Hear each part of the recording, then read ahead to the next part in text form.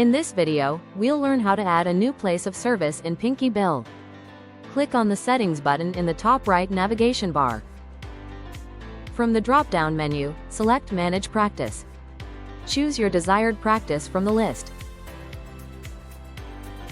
Click on the Place of Service tab.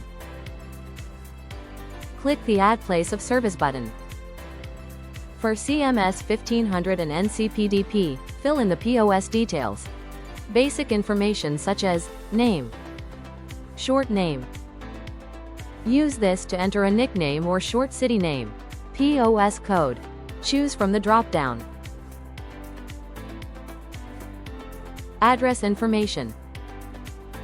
Contact information. Click the Add button to save. Your place of service is now successfully added. Note, this POS will appear in Box 32 of the CMS 1500 form. All relevant medical reports, RFA documents.